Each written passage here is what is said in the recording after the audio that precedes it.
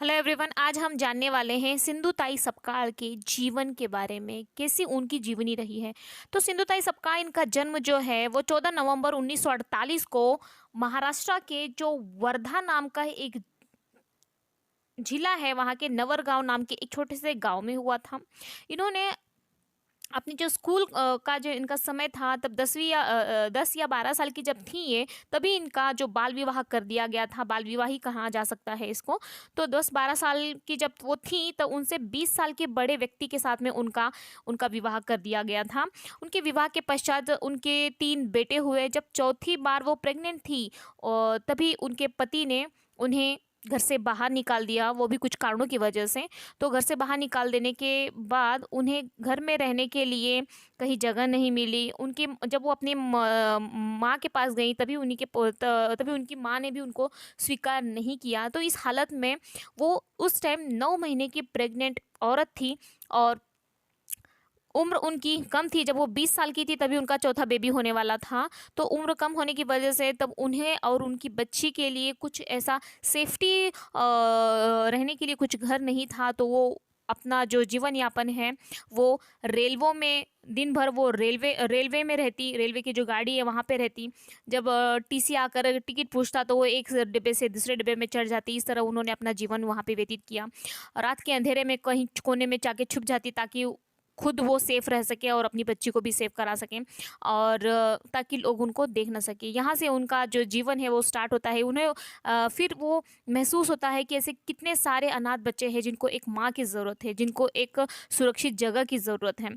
तो उनके मन में ये ख्याल आया, और यहाँ से वो ज़ीरो से हीरो बनने तक का रास्ता यहाँ से शुरू होता है सिंधुताई सपकाळ जी का। फिर यहाँ से उन्हें पुणे में एक एनजीओ के द्वारा एक काम दिया गया है। फिर वहाँ पर उन्होंने अपना संस्था, ऑर्गेनाइजेशंस वगैरह चलाया, जहाँ पर अनाथ बच्चों को वहाँ पर रहने की जगह वगैरह दी है। तो ये जीवन सिंधुताई के जीवन की यहाँ वैसे तो बहुत बड़ी कहानी है, लेकिन उनके जो हस्बैंड का नाम है वो श्री हरि सपकाळ जी उनके हस्बैंड का नाम था।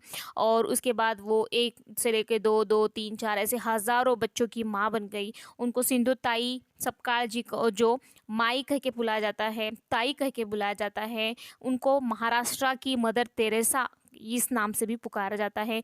इसके चलते चलते उन्होंने बहुत से अनाथ बच्चों को सहारा दिया, उनका देखभाल किया, उनकी शादी भी कराई। और इन्हीं के इस जीवनी के ऊपर मिस सिंधुताई सपकाळ करके एक मूवी भी बनाई गई है, और जिससे लंदन फिल्म फेस्टिवल में 54th लंदन फिल्म फेस्टिवल में उसको सिलेक्ट किया गया है, और बहुत से अवार्ड से उनको सम्मानित किया गया है इनके इसी काम के लिए।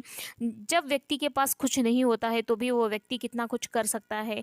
ज़ीरो तक जो औरत रेलवे स्टेशन पर भीख मांगकर अपना गुजारा करती थी, जब उनके पास कुछ भी नहीं था, तब भी वो अनाथ बच्चों का पेट पालती थी।